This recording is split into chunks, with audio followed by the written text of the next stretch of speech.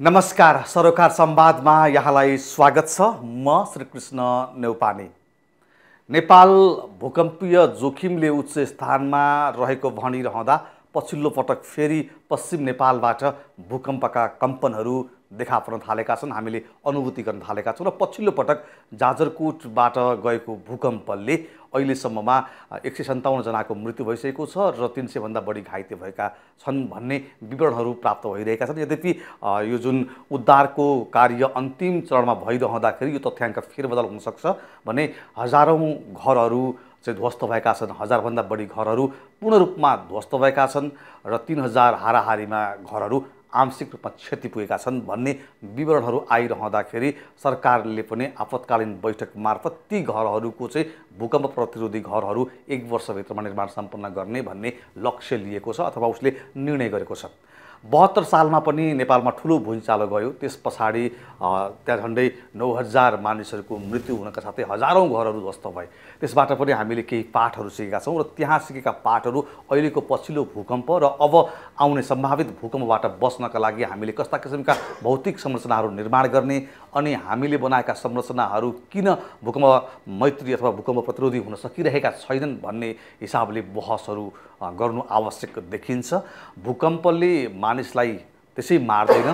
भूकम्प पछि जुन हामीले बनाएका संरचनाहरू भत्किन्छन् तिनीहरूका कारण चाहिँ हामीले मृत्युवरण गर्नु परिरहेको छ। यसबाट बस्न के गर्न सकिन्छ भन्ने विषयमा आज हामी इन्जिनियरिङ तर्फबाट अथवा हामीले बनाउने भौतिक संरचनाहरू कस्तो हुनुपर्छ भन्ने विषयबाट आज हामी बहस गर्दैछौँ। यसका लागि आज मसँग हुनुहुन्छ एकजना इन्जिनियर जो पुल्चु क्याम्पसका प्रोफेसर हुनुहुन्छ। योभन्दा अगाडि सोही क्याम्पसमा क्याम्पस प्रमुख रहिसक्नुभएका अनि यसैगरी पश्चिमाञ्चल इन्जिनियरिङ क्याम्पसका पनि क्याम्पस चिफ अथवा क्याम्पस प्रमुख रहिसक्नुभएका गोकर्ण बहादुर मोत्रा। नमस्कार सर। नमस्कार, स्वागत छ कार्यक्रममा। धन्यवाद।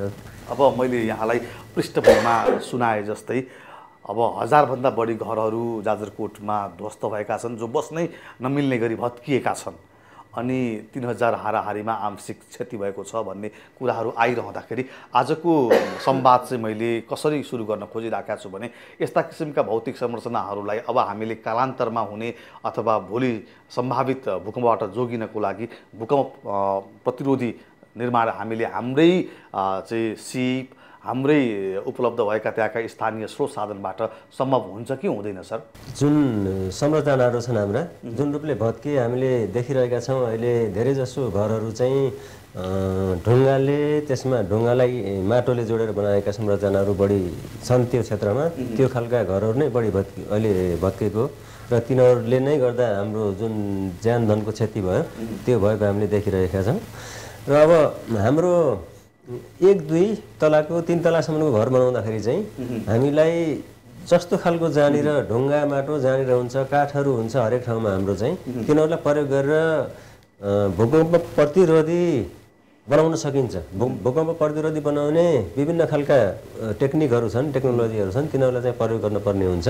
र त्यो वास्तवमा हामीले 2072 सालको भूकम्पले हामीलाई जुन पाठ सिकायो त्यो बेलामा पनि हाम्रो यो काठमाडौँको उत्तरी बेल्टमा पुरै जानुभयो भने यो दोलखादेखि लिएर सबै ठाउँमा चाहिँ बढी ढुङ्गा माटोबाटै बनेका संरचनाहरू ध्वस्त भएका हुन्। र त्यो बेलाको हामीले जुन पाठ सिक्यौँ र त्यसबाट चाहिँ हामीले यो क्षेत्रका 14 जिल्लाका त्यो बेलामा 32वटा जिल्लाहरूमा प्रभाव पारेको थियो 72 को भूकम्पले। त्यो मध्ये 14वटा जिल्ला एकदमै धेरै प्रभावित थिए। तिनीहरूका र सबै 32वटा जिल्लामा गरेर 9-10 लाख जति घरहरू चाहिँ त्यो खालका घरहरू चाहिँ अहिले नयाँ निर्माण भए र ती सबैमा एक किसिमको भूकम्प प्रतिरोधी उहरू चाहिँ टेक्नोलोजी प्रविधि चाहिँ विकास भएको छ, त्यो प्रयोग भएको छ। र अब त्यो खालको प्रविधि चाहिँ वास्तवमा हामीले तुरुन्तै अब हामी कहाँ भूगोलविदहरूले के भनिराख्नु भएको छ भने पश्चिम नेपालमा 1505 मा चाहिँ ठुलो भुइँचालो गएको थियो। त्यसपछि चाहिँ गएको छैन। नजानुको अर्थ हाम्रो दक्षिणतिरबाट भारतीय प्लेट भन्छौँ हामीले, इन्डियन प्लेट। उत्तरतिरबाट चाहिँ तिब्बतियन प्लेट, युरोसियन प्लेट पनि भन्छन् कसैले, तिब्बतियन प्लेट पनि भन्छन्। तिब्बतियन प्लेटको तल्लोपट्टि इन्डियन प्लेट धसिराखेको छ। अब त्यो धसिने क्रम चाहिँ वर्षको 2 सेन्टिमिटरको दरले धसिराखेको छ। अब त्यो धसिएको भित्रबाट धसेको चाहिँ फ्रिली मुभ गर्न पायो भने त त्यहाँनिर त्यत्रो खालको कम्पन हुँदैन, इनर्जी चाहिँ शक्ति सञ्चय हुँदैन। त्यो चाहिँ हाम्रो हिमालयको तलपट्टि चट्टानहरू छ, ठुलो उहरू छ, त्यसले गर्दाखेरि चाहिँ त्यो फ्रिली चाहिँ धसिन चाहिँ सक्दैन। नसकेपछि अड्किने भयो त्यहाँनिर। त्यो अड्किँदाखेरि चाहिँ लक हुँदाखेरि चाहिँ त्यो चाहिँ अब त्यहाँको उहरू चाहिँ हामी उसमा चाहिँ त्यो स्ट्रेस पऱ्यो, बल पर जम्मा हुन थाल्छ, त्यहाँनिर शक्ति सञ्चय हुन थाल्छ। अब त्यो शक्ति चाहिँ 1505 देखि अहिलेसम्म जम्मा भएर बसिराखेको छ। अब त्यो रिजर्भ छ। अब त्यो चाहिँ रिजर्भ भएको चाहिँ वास्तवमा एकैचोटि ब्रस्ट भयो भने त धेरै ठुलो कम्पन आउँछ। र अहिले चाहिँ साना साना कम्पनहरूले पनि हाम्रो केही महिना अगाडि डोटीमा पनि केही मान्छेहरूको घरहरू भत्किएका थिए, जनधनको क्षति भएको थियो। बजाङमा चाहिँ पनि केही समय अगाडि गएकै वर्ष चाहिँ भूकम्प गयो, केही क्षति भयो त्यहाँनिर। र अहिले त्योभन्दा धेरै ठुलो क्षति हामीले जाजरकोटमा चाहिँ बेहोर्नु पर्यो गरेर। र त्यो 72 पछि नै वास्तवमा हामी कहाँ चाहिँ अहिले 2021 को चाहिँ हाम्रो जुन जनगणना छ त्यसले नेपालमा लगभग 60 लाख घर छन् भनेको छ। त्यो मध्ये हाम्रो चाहिँ 75% घरहरू त हाम्रो ढुङ्गा माटो इटाबाट बनेकै कच्ची घरहरू छन्। भूकम्प प्रतिरोधी छैनन्। धेरै जसो घरहरू तीमध्ये प्रतिरोधी छैनन् र तिनै ठाउँमा चाहिँ अधिकांश जनसङ्ख्या बसोबास हो। हाम्रो नेपाल चाहिँ एकदमै भूकम्पीय जोखिम क्षेत्रमा छ भनेको सबै उसका घरहरू त अझै पश्चिमतिरको भागमा त ठुलो भूकम्प आउने भविष्यवाणी भइराखेको छ, थियो नै। अनि सुरु भइराखेको छ। अब त्यसको लागि चाहिँ वास्तवमा हामीले केन्द्रीय सरकार, प्रदेश र स्थानीय सरकार मिलेर धेरै पहिलादेखि योजना बनाएर यस्ता खालका संरचनाहरूलाई हामीले चाहिँ प्रबलीकरण गर्नुपर्नेतिर लाग्नुपर्ने थियो हामीले। अब त्यसमा चाहिँ हामीले ढिलो गरिसक्यौँ, जुन कुराहरू हाम्रो अहिले भूकम्पले देखाइराखेको छ गरेर। अब यसमा चाहिँ हामीले कति पनि ढिलो नगरिकन हामीसँग 72 सालबाट सिकेका धेरै कुराहरू छन्। ती कुराहरूलाई चाहिँ यो क्षेत्रमा चाहिँ अहिले हामीले लगाएर र यसमा देशकै राज्यको पनि केही पोलिसी चाहियो। राज्यले चाहिँ सबै मान्छेहरूले चाहिँ सबै संरचनालाई प्रबलीकरण गर्नको लागि चाहिँ विभिन्न किसिमका समस्याहरू छन्। धेरै आर्थिक समस्याकै कुराहरू आउँछ हाम्रो पहाडी क्षेत्रतिरको कुरा गर्ने भने। र त्यहाँनिर हामीले चाहिँ त्यहीँ भएकै त्यहाँनिर पाउने लोकल सामग्रीहरू, अहिले जुन ढुङ्गा माटो काठले हाम्रा घरहरू बनेका छन् तिनै कुराहरू प्रयोग गरेर र त्यसमा थोरै अरू केही कुराहरू जोड्न पर्ला, थोरै उसले जस्तै थोरै कुराहरू अलिकति हामीलाई बाहिरबाट लग्न पर्ने छ भने बाहिरबाट लगेर अलिकति कस्ट पर्ने कुरामा स्थानीय सरकार, केन्द्र सरकारले पोलिसी बनाएर त्यहाँको लोकल जनताहरूलाई उनीहरूको स्तर हेरिकन भनौँ कुन एउटा मोडालिटीमा उनीहरूलाई केही राहत दियो भने हाम्रो त्यहीँ भएको सामानबाट भूकम्प प्रतिरोधी उहरू चाहिँ टेक्नोलोजी चाहिँ त्यसमा राखेर अनि प्रबलीकरण गर्न सकिन्छ। बिग्रेका घरहरूलाई पनि हामी चाहिँ बनाउन चाहिँ सक्छौँ र अलि थोरै बिग्रेको छ भने तिनीहरूलाई मर्मत गरेर प्रबलीकरण गरेर आउँदा भूकम्पहरूमा चाहिँ मानवीय क्षति चाहिँ नहुने चाहिँ बनाउन सकिन्छ। एकदमै अब त्यसको लागि हामीसँग दक्ष जनशक्तिहरू गाउँ गाउँमा नहुन सक्छन्। तपाईँ अब लामो समयदेखि इन्जिनियर उत्पादन गर्दै आउनुभएको एकजना प्रोफेसर पनि हुनुहुन्छ। अब सबै इन्जिनियरहरू देशभित्र नहुन पनि सक्नुहुन्छ अथवा अहिले हेर्दाखेरि त्यो जनशक्ति हामीसँग पर्याप्त छ। अब यसमा त्यो बेलाको कुरा गर्ने भने त 72 सालको उसमा पनि थुप्रो हाम्रो यो इन्जिनियरिङ समुदायलाई ट्रेनिङ गरेको जनशक्ति चाहिँ नेपालमा चाहिँ छ। त्यो मध्येको त कति अहिले यहाँ कार्यरत हुनुहुन्छ, कति नहुनु होला। अब हामीलाई चाहिँ त्यो बेलामा चाहिँ अब के गर्ने, कसो गर्न पर्ने भन्ने खालको पनि अन्योलता थियो त्यो बेलामा भने। अहिले चाहिँ त्यस्तो छैन। अब चाहिँ हामी यसो गर्नुपर्छ, यो पछि यो डाइरेक्सन हो, यो पछि यो गर्नुपर्छ भन्ने कुरामा हामी क्लियर छौँ। र त्यो अनुसार चाहिँ हाम्रो अहिले जुन कर्णाली प्रदेशमा पनि त्यहाँ इन्जिनियरिङ कम्युनिटी छ, नेपाल इन्जिनियर्स एसोसिएसनको पनि त्यहाँनिर इन्जिनियरहरूको पनि एउटा कार्यकारी समिति पनि छ त्यहाँनिर गरेर। अब त्यो उहाँहरू मार्फत र त्यहाँ भएका साथीहरूलाई चाहिँ कति ट्रेन हुनुहुन्छ, ट्रेन हुनुहुन्न भने पनि उहाँहरूलाई कस्तो खालको ट्रेनिङ आवश्यक पर्ने हो त्यो चाहिँ हामीले प्रदान गरेर केन्द्र मार्फत हाम्रो इन्जिनियरिङ अध्ययन संस्थान पनि छ। त्यहाँ हामीले 72 सालमा पनि थुप्रो खालका तालिमहरू प्रदान गऱ्यौँ। त्यो बेलाको इन्जिनियरिङ तत्कालीन इन्जिनियरिङ एसोसिएसनसँग मिलेर थुप्रै इन्जिनियरहरूलाई चाहिँ तालिम दिँदै सुरुमा चाहिँ हामीले ऱ्यापिड भिजुअल ड्यामेज एसेसमेन्ट गर्नको लागि पठायौँ। भनेको चाहिँ तुरुन्तै घरहरूलाई हेरेर यहाँ बस्न उचित छ कि छैन। इभन त्यो बेलामा चाहिँ हस्पिटल केही भएको थिएन, डाक्टर साहबहरू चाहिँ भित्र गएर उपचार गर्न गाह्रो मानिराख्नु भएको थियो, बिरामीहरू चाहिँ जान मानिरहेको थिएनन् घरमा। हामीहरूले चाहिँ इन्सपेक्सन गरेर ल यहाँ बस्न ठिक छ, डराउनु पर्दैन भनेर ढाडस दिएर पछि चाहिँ बिस्तारै हस्पिटलहरूमा सरकारी भवनहरूमा मान्छेहरूले काम गर्न थाले। अनि बिस्तारै व्यक्तिहरू पनि जो बाहिर आएर बसेका थिए उनीहरू चाहिँ एसेसमेन्ट गरेर घरमा बस्न सुरक्षित छ भन्ने कुराहरू भइसकेपछि त्यहाँ बस्न थाल्नुभयो। र अहिले भर्खरै त्यहाँ पश्चिममा पनि हाम्रो अहिले जाजरकोट र त्यो वरिपरिको एरियामा जहाँ बढी प्रभावित छ त्यहाँ तुरुन्तै हामीले त्यो खालको चाहिँ मेन पावर मोबिलाइजेसन गरेर कुन घरमा बस्न उचित छ कुनमा छैन त्यो तपाईहरु तत्कालै गर्दै हुन्छ। तिहार अगाडिसम्ममा त्यो काम सक्नुहुन्छ। हामीले त्यहाँको इन्जिनियर साथीहरूलाई चाहिँ आवश्यक छ भने तालिम प्रदान गरेर उहाँहरूलाई चाहिँ फिल्डमा मोबिलाइज गरेर त्यो खालको कामहरू चाहिँ तुरुन्तै गर्ने हाम्रो सोच छ, त्यसमा लागिराखेका छौँ। अनि त्यसपछि चाहिँ त्यसको लगत्तै फेरि अलि लङ टर्ममा अब कुन घरहरूलाई भत्काएर बनाउनु पर्ने हो, कुन घरहरूलाई चाहिँ प्रबलीकरण गर्न सकिन्छ, प्रबलीकरण गर्दाखेरि कस्तो खालको विधि गर्ने, त्यो खालको चाहिँ अलि लङ टर्ममा हामीले चाहिँ सजेस्ट गर्न सक्छौँ। त्यसमा हामीले गर्न सक्ने सहयोग चाहिँ गर्छौँ। ओके, अब सरकारले आज मात्रै बैठक मार्फत चाहिँ 1 वर्षभित्रमा त्यहाँ भत्किएका संरचनाहरू चाहिँ भूकम्प प्रतिरोधी निर्माण गरिसक्ने भन्ने हिसाबले निर्णय गरेको छ।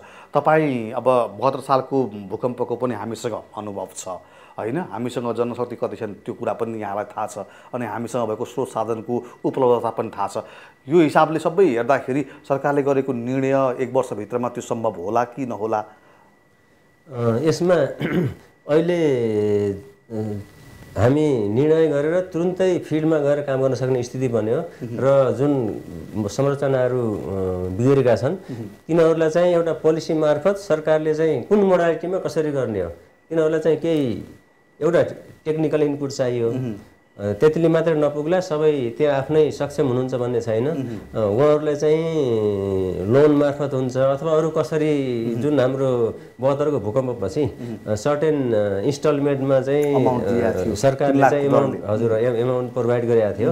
त्यो खालको केही मोडालिटी चाहिँ तुरुन्तै ढिला नगरिकन एउटा अहिले त स्थानीय सरकार छ, त्यो बेलामा स्थानीय सरकार पनि थिएन, प्रदेश स्थानीय सरकार छ, स्थानीय सरकारलाई सिधै मोबिलाइज गर्न सकिन्छ गरेर उहाँहरू मार्फत चाहिँ एउटा मोडालिटी बनाएर काम गर्न तुरुन्तै थाल्यो भने 1 वर्षमा सम्भव छ। नसकिने यसका लागि अब यहाँहरूको एउटा छाता सङ्गठन एसोसिएसन पनि छ, नेपाल इन्जिनियरिङ एसोसिएसन, यसले चाहिँ सरकारलाई कस्तो सहयोग गर्छ त? यदि सरकारले यो कामलाई अघि बढाउने चाहना राख्यो, द्रुत गतिमा चाहिँ अगाडि बढाउने सम्भावना देखायो भने चाहिँ तपाईँहरूको सहयोग कस्तो हुन्छ?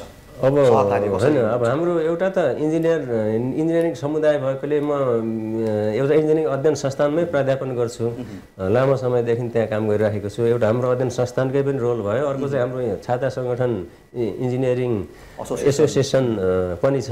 त्यो मार्फत हामी चाहिँ र हाम्रो इन्जिनियरिङ समुदायले चाहिँ मेन चाहिँ हाम्रो टेक्निकल इनपुट चाहिँ हामी दिन सक्छौँ गरेर। टेक्निकली चाहिँ हाम्रो अहिले विभिन्न चरणमा कस्तो खालको टेक्निकल इनपुट चाहिने हो विभिन्न क्षेत्रमा अहिले इन्जिनियरिङ एसोसिएसनसँग सबै किसिमको मेन पावर छ। एउटा चाहिँ हाम्रो आर्किटेक्टले दिएर सिभिल इन्जिनियरिङ एसेसमेन्ट गर्ने खालका र अर्को चाहिँ डेटा कलेक्सन गर्ने, डेटाहरूलाई चाहिँ पछि आर्काइभको लागि युज हामीले कसरी गर्न सकिन्छ भनेर आइटी इन्जिनियरहरूको पनि त्यत्तिकै खाँचो पर्न सक्छ।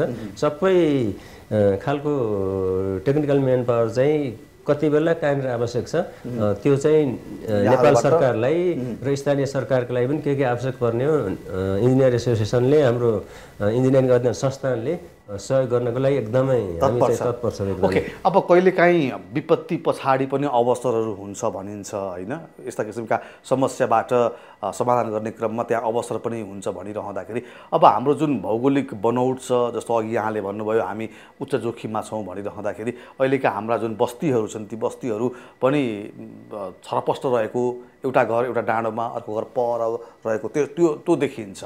अब कतिपयले चाहिँ यदि हामी साँच्चैकै यो लङ टर्ममा चाहिँ भूकम्पको जोखिमबाट बस्ने हुने एकीकृत बस्तीमा लैजानुपर्छ, त्यो मोडेलमा लैजानुपर्छ भन्ने बहसहरू पनि भइरहेका छन्। तपाईँलाई चाहिँ हाम्रो भूगोलबाट देख्दाखेरि चाहिँ कस्तो सुझाव दिन चाहनुहुन्छ? अब यसमा दुई किसिमको कुराहरू छ। एउटा त 72 पछिको भूकम्पबाट हामीले एउटा जुन पाठ गऱ्यौँ, हामीले सर्टेन मोडेलका घरहरू चाहिँ भूकम्प प्रतिरोधी हुन्छन्, यो मात्रै बनाऊ है भनेर चाहिँ हामीले एउटा इम्पोज गऱ्यौँ नि।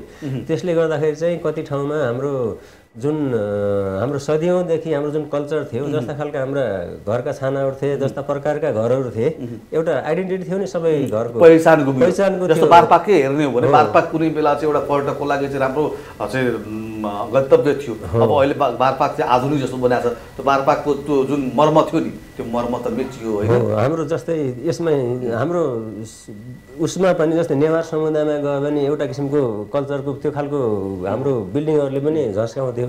गुरुङ समुदायमा गयो भने अर्को किसिमको आउँथ्यो। र पहाडमा पनि विभिन्न भेगमा जाँदाखेरि चाहिँ विभिन्न किसिमका हाम्रा जुन उहरू थिए, हाम्रो कल्चर थियो, सभ्यता थियो, वास्तवमा त्यसलाई हामीले चाहिँ त्यति ध्यान दिएनौँ। त्यो वास्तवमा त्यो कुरालाई पनि हामीले एउटा एड्रेस गर्नुपर्ने हुन्छ।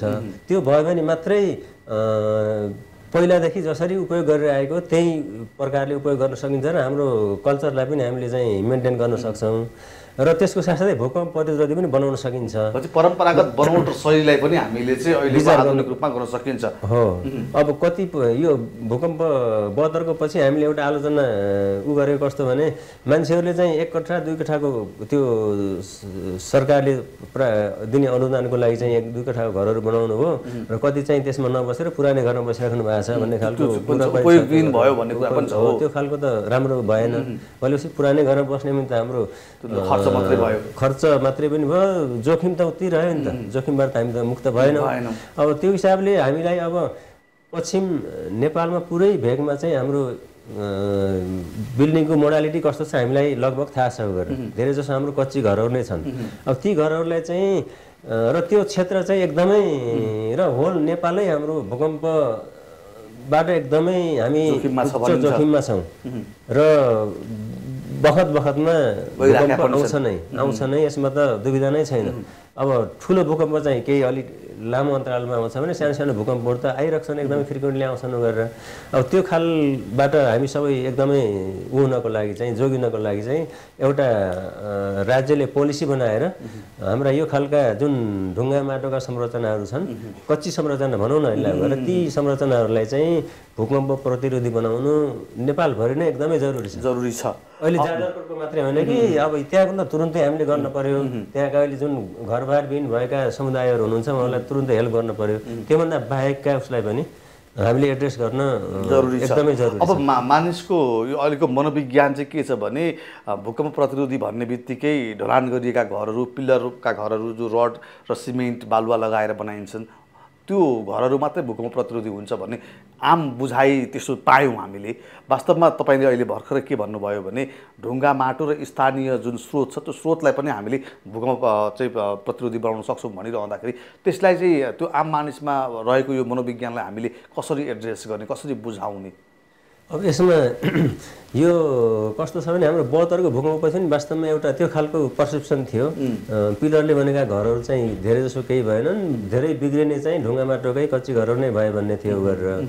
र अहिलेको पनि हाम्रो जुन अहिले जाजरकोट भूकम्पले हामीलाई देखाएको छ जुन संरचनाहरू त्यो ढुङ्गा माटोकै उहरू बढी गएको छ र पिलरका घरहरू चाहिँ हामीले सञ्चार माध्यममा पनि सुनिरहेको छौँ, पिलरका घरहरू केही भएनन्, अरू ढुङ्गा माटोको घरहरू चाहिँ इँटाको घरहरू चाहिँ बिग्रियो भन्ने खालको जुन छ। वास्तवमा त्यो चाहिँ होइन, एकदमै गलत बुझाइयो। हाम्रो 1-2 तलाको घरहरूलाई स्थानीय जहाँ जस्तो खालको सामग्री पाइन्छ त्यो प्रयोग गरेर हामीले एकदमै भूकम्प प्रतिरोधी बनाउन सकिन्छ। त्यसमा टेक्नोलोजीहरू छ प्रशस्तै, हामीले वास्तवमा प्रयोग गरेनौँ। र परापूर्व कालमा हाम्रो उहाँहरूले चाहिँ जुन बाजे बराजु भनौँ न, हाम्रो पहिलाको जुन पुर्खाहरूले जुन कुराहरू गरिराख्नु भएको थियो त्यो कुरालाई पनि हामीले बिर्स्यौँ। पहिला चाहिँ काठले पुरै घरहरूलाई बाँध्ने टाइ गर्ने खालको थियो नि त। अब त्यो कुराहरू बिचमा आएर हामीले बिर्स्यौँ सबै कुराहरू। त्यसले गर्दाखेरि चाहिँ हामीले त्यति बेलाको इन्जिनियरिङ पो राम्रो रहेछ हैन? त्यो बेलाको जुन हाम्रो पुर्खाहरूको नलेज थियो, जुन इन्डिजिनियस नलेजको कुरा गर्छौँ हामीले, त्यसलाई पनि हामीले ग्रहण गर्न सकेनौँ। हामीले चाहिँ किन त्यस्तो भएको, किन राख्न परेको भन्ने कुरालाई बुझ्ने कोसिस पनि गरेनौँ र त्यसले गर्दाखेरि चाहिँ हामीले अहिले यो विपत्तिमा आइपरेका छौँ। त्यही भएर यो अग्लो घरमा तपाईँ 5, 6, 7, 8, 10 तला 10, 12 तलाको घरमा जानुहुन्छ भने ढुङ्गा माटोले हुँदैन, सम्भव हुँदैन। त्यहाँ त्यही किसिमको प्रविधि चाहिन्छ। अब हामी 1-2 तलाको हाम्रा पहाडका सामान्य घर भनेको 1-2 तलाकै घरहरू हुन्। धेरै जसो 3 तलाभन्दा बढी घरहरू हुँदैनन्। 1-2 तलाकै धेरै घरहरू हुन्छन्। त्यो घरहरूलाई चाहिँ ढुङ्गा माटो त्यहाँको काठहरू प्रयोग गरेर एकदमै भूकम्प प्रतिरोधी बनाउन सकिन्छ। सानो केही कुनैमा केही जिआई वायरहरू थप्न पर्ला, अलिकति सिमेन्टको खर्चहरू चाहिएला, त्योभन्दा बाहेक चाहिँ बढी हुँदैन। र त्यो गर्नको लागि चाहिँ हाम्रो आफ्नै स्रोतले, हाम्रो स्थानीय स्रोत, हाम्रो राष्ट्रिय स्रोत, स्थानीय स्रोत परिचालन गरेर पनि सक्छौँ। र अर्को चाहिँ हाम्रो जुन गलत बुझाइ यहाँले कुरा गर्नुभयो, सिमेन्टकै डन्डीकै घर बलियो हुने रहेछ भनेर हाम्रो चाहिँ अहिले भएका सबै संरचनालाई हामीले भत्काउनै नयाँ बनाउनुतिर थाल्यौँ भने कतिले आफै गर्न सक्नुहुन्छ होला, हामी कल्पना गरौँ। राज्यले हाम्रो त्यो कुराहरूलाई बियर गर्न सक्छ कि सक्दैन, हाम्रो इकोनोमी कहाँ पुग्छ त्यसरी हेरौँ त हामीले एकचोटि। त्यो कुरालाई अहिले जस्तो ल अब एउटा कल्पना गरौँ, अहिले भूकम्प नगएको ठाउँमा, जुन ठाउँमा चाहिँ ढुङ्गा माटोले बनेका घरहरू छन्, भोलि त्यो उच्च जोखिममा छ भनिराखेका छ, त्यो घरवालाहरूले चाहिँ त्यो घरलाई कसरी चाहिँ अब रेट्रोफिट गर्ने कि अथवा कसरी भूकम्प प्रतिरोधी बनाउने अहिले बसिरहेको घरहरूलाई चाहिँ त्यो सम्भव छ? त्यस्तो छ। त्यो भूकम्प प्रतिरोधी भने हामी चाहिँ प्रबलीकरण, इङ्ग्लिसमा भन्दा रेट्रोफिटको कुरा गर्छन्, नेपालीमा चाहिँ प्रबलीकरण गर्ने प्रविधिहरू छन्। एकदमै मिजरेबल कस्टमा भनेको एकदम धेरै ठुलो खर्च नबेहोरिकन त्यो घरहरूलाई चाहिँ एकदमै प्रबलीकरण गरेर भूकम्प प्रतिरोधी, ठुलै भूकम्पमा पनि जनधनको न्यून क्षति हुने चाहिँ गर्न सकिन्छ। त्यो एकदमै सम्भव छ। त्यो खालको टेक्नोलोजीहरू छ, विकास भएको छ। त्यसलाई प्रयोग मात्रै गर्नु पर्यो। त्यता एकदम सोच्नुपर्ने बेला त भयो, एकदमै ढिलो भइसक्यो वास्तवमा त्यो सोच्नलाई। अब जाजरकोटले हामीलाई दिएको सन्देश पनि यो हो नि एउटा, एकदम। अब हामीले चित्रहरूमा, टेलिभिजनका दृश्यहरूमा के देख्यौँ भने घरहरू जसरी ढलेका छन्, जसरी भत्किएका छन्, त्यो देख्दाखेरि त मैले अघि भने 157 जनाको अहिलेसम्म चाहिँ तथ्याङ्क आएको छ। मृत्युवरण गर्नेहरू 300 हाराहारी घाइते भएका छन्। तर त्यो दृश्य देख्ने हो भने त्योभन्दा अझ बढी चाहिँ हताहती हुनुपर्ने सो तरिकाले त्यसरी घरहरू भत्केका छन् होइन? भनेपछि अब भूकम्प नगएका ठाउँमा पनि त्यस्ता किसिमका घरहरूलाई हामीले रेट्रोफिट चाहिँ गर्नुपर्ने बेला आएको मात्रै होइन, ढिलो भइसक्यो। यसमा चाहिँ हाम्रो एउटा सरकारबाट पोलिसी हुनु पर्यो। एउटा पोलिसी डेभलप गरेर कस्तो मोडालिटीमा जाने हो, कसरी गर्ने, त्यही अनुसारको स्थानीय सरकारलाई चाहिँ निर्देशन दिएर त्यहाँका हाम्रो जनशक्तिहरूलाई चाहिँ तालिम के आवश्यक पर्छ त्यो कुराहरू दिएर त्यो गर्नको लागि चाहिँ एकदमै लागि पर्नुपर्छ। होइन भने चाहिँ वास्तवमा भूकम्पहरू आइरहेको छ, अरू आउँदाखेरि हामीले अझै ठुलो क्षति बेहोर्न पर्ने हुनसक्छ। गोकर्ण सर, अब यहाँ लामो समयदेखि इन्जिनियरिङ अध्यापनमा हुनुहुन्छ, यहाँले धेरै इन्जिनियरहरू उत्पादन गरिसक्नु भएको छ। नेपालमा अघि पनि भन्नुभयो कि यहाँले हामीले तालिम दिएका जनशक्तिहरू पनि छन् भनिरहँदाखेरि अब अहिले स्थानीय तह पनि छ, हरेक स्थानीय तहमा इन्जिनियरहरूको व्यवस्था पनि छ होइन? भवन संहिता आफ्ना स्थानीय निकायले आफ्नो तरिकाले गरेका छन् पनि होला। अब तपाईँ एउटा त्यो क्षेत्रको विज्ञ भएको हिसाबले तपाईँले स्थानीय प्रशासनलाई दिनुपर्ने सुझावहरू जो चाहिँ अनुसरण गर्न सकियो भने सम्भावित दुर्घटनाबाट हामी जोगिन सक्थ्यौँ होला, के गर्न सक्छन् स्थानीय पालिकाहरूले? अब स्थानीय पालिकाहरूले वास्तवमा आफ्नो स्रोतलाई हेरिकन परिचालन चाहिँ हरेक वर्ष एकैचोटि सबै गर्न सम्भव नहोला। अब त्यसमा चाहिँ हाम्रो कति किसिमका भवनहरू चाहिँ एकदमै भर्खरै प्रबलीकरण नगरी नहुने छन्, सानै भूकम्प आउँदा पनि भत्किने छन् भन्दा सबभन्दा पहिला तिनीहरूलाई हामीले प्रबलीकरण गर्नु पर्यो। त्यस्तो खालको संरचनाहरू चाहिँ आइडेन्टिफाई गरेर तिनीहरूलाई चाहिँ हरेक वर्ष कति एउटा प्लान वेमा गर्दै हामी चाहिँ अहिलेबाट नै सुरु गर्न थाल्यौँ भने सर्टेन 5, 7, 10 वर्षमा त हामीले सबै गरेर सकौँला गरेर त्यो एउटा योजना बनाएर र हाम्रो राष्ट्रिय भवन संहिता छ र त्यो अनुसार त्यसलाई एड्रेस गर्ने अरू गाइडलाइनहरू थुप्रै बनेका छन् र विभिन्न किसिमका भवनहरूलाई चाहिँ प्रबलीकरण कसरी गर्ने भन्ने खालको टेक्नोलोजी पनि छ त्यो एकदमै हामीले प्रयोग पनि गरिसकेका छौँ र अब हाम्रो अहिले जुन आवश्यक भएका प्रबलीकरण गर्न आवश्यक भवनहरू हुन् तिनीहरूलाई चाहिँ पहिचान गरेर हामी एकदम ढिलो नगरिकन यसमा लाग्न एकदमै जरुरी छ र यसमा चाहिँ हाम्रो इन्जिनियरिङ समुदायलाई पनि अहिले उहाँहरूले लाई धेरै ठुलो तालिमको आवश्यकता पनि पर्दैन केही समयको तालिम दिएपछि सबै स्थानीय तहको जनशक्तिले त्यो कामहरू चाहिँ गर्न सक्नुहुन्छ र स्थानीय मान्छेहरूले नै त्यहाँ काम गरिरहेको स्थानीय मान्छेहरूलाई नै केही तालिम दिएर हामी चाहिँ निर्माणको काम पनि सम्पन्न गर्न सक्छौँ र त्यसरी गऱ्यो भने वास्तवमा भोलि पर्सि त्यसलाई केही बिग्रियो भने उहाँहरूलाई त्यसलाई मर्मत सम्हार गर्ने पनि उहाँहरूले सजिलै गर्न सक्नुहुन्छ यो चाहिँ गर्न सक्यो भने मात्रै हाम्रो संरचनाहरू चाहिँ दिगो रूपमा चाहिँ हामीले चाहिँ विकास गर्न सक्छौँ र आउने भूकम्पबाट चाहिँ जोगिन सकिन्छ हामी चाहिँ हो। अब अन्तिममा छौँ हामी, अब पुनर्स्थापना र पुनर्निर्माणको क्रममा छौँ हामी, किनभने उद्धारको कार्य लगभग सकिएको भनेर भनिरहँदाखेरि अब यो पुनर्स्थापना र पुनर्निर्माणमा तपाईँले देखेका ल्याप्सेसहरू जो चाहिँ गत वर्ष अथवा 72 सालको भूकम्पबाट हामीले सिकेको पाठ अनुसार त्यो चाहिँ नछुटुन् भन्नको लागि के सुझाव दिनुहुन्छ? अब पुनर्स्थापना गर्दाखेरि चाहिँ एउटा एकदम जल आवश्यक हो, उहाँहरूले चाहिँ गर्नु पर्यो, उहाँहरूले चाहिँ सहयोग पाउनु पर्यो र हामी सबैले चाहिँ फेरि सबै आफैले पनि एउटा इथिक्समा हामी चाहिँ सबैहरू बस्नु पर्यो। अब जसले सकिन्छ त्यो आफूले म्यानेज गरौँ, जसले सक्दैन अरूले सहयोग गरौँ, उहाँहरूलाई सरकारबाट पनि उनीहरूलाई चाहिँ स्थानीय सरकार केन्द्रीय सरकारबाट उहाँहरूलाई पनि के गर्न सकिने हो त्यो चाहिँ गरौँ। र अर्को चाहिँ पुनर्निर्माण गरिराख्दाखेरि चाहिँ यो हाम्रो पिलरवाला घर नै सबभन्दा उपयुक्त हो, त्यो नै बनाउनु पर्छ भन्ने मानसिकतामा चाहिँ यहाँहरू नलाग्नु सुरु गरेर हाम्रो त्यहाँ भएको स्थानीय सामग्रीबाट त्यहाँ भएको हाम्रो मौलिक सिपहरूबाट हाम्रा संरचनाहरूलाई चाहिँ थोरै बाहिरी सामानहरू राखेर भनेको इम्पोर्टेड सामानहरू राखेर हामीले चाहिँ भूकम्प प्रविधि बनाउन सकिन्छ र त्यो चाहिँ एकदमै थोरै मूल्यमा थोरै खर्चमा हामीले त्यो गर्न सक्छौँ र त्यसको लागि चाहिँ यहाँ ढुक्क भयो हुन्छ गरेर। र अर्को चाहिँ हाम्रो जुन मौलिक हाम्रो परम्परागत हाम्रो भवनहरूको छ आकार प्रकार शैली छ त्यो कुरालाई पनि हामीले चाहिँ विचार गर्नुपर्छ, त्यसलाई चाहिँ नबिर्सौँ र हाम्रो आकार प्रकार र परम्परागत जो उसलाई हाम्रो पहिचानलाई चाहिँ नमेट्ने गरी चाहिँ पुनर्निर्माणलाई चाहिँ अगाडि बढाउन सकिन्छ र त्यसको लागि चाहिँ म सबैलाई त्यसको लागि सोच्नको लागि अनुरोध गर्दछु र हाम्रो इन्जिनियरिङ समुदायबाट हामीले के सहयोग गर्न सक्छौँ हामी एकदम तत्पर छौँ त्यसको लागि। हस्, यो महत्त्वपूर्ण समयका लागि यहाँलाई धेरै धेरै धन्यवाद। धन्यवाद यहाँलाई पनि सर। हजुर, सरोकार संवादमा आज हामीले जाजरकोट भूकम्प पछाडि जसरी अहिले पुनर्निर्माण र पुनर्स्थापनाको कामहरू अब गर्नुपर्ने बेला आएको छ, यसमा हाम्रै मौलिक शिल्प हाम्रा सामग्रीहरू स्थानीय सामग्रीहरूलाई जोडेर पनि हामीले भूकम्प प्रतिरोधी संरचनाहरू निर्माण गर्न सक्छौँ भन्ने मुख्य आजको हाम्रो यो संवादको निष्कर्ष निस्कियो।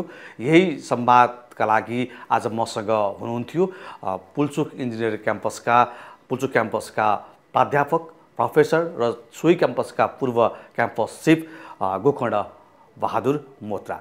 हवस् त, आजको सरोकार संवाद यति नै। म श्रीकृष्ण नेउपाने बिदा हुन्छु। नमस्कार।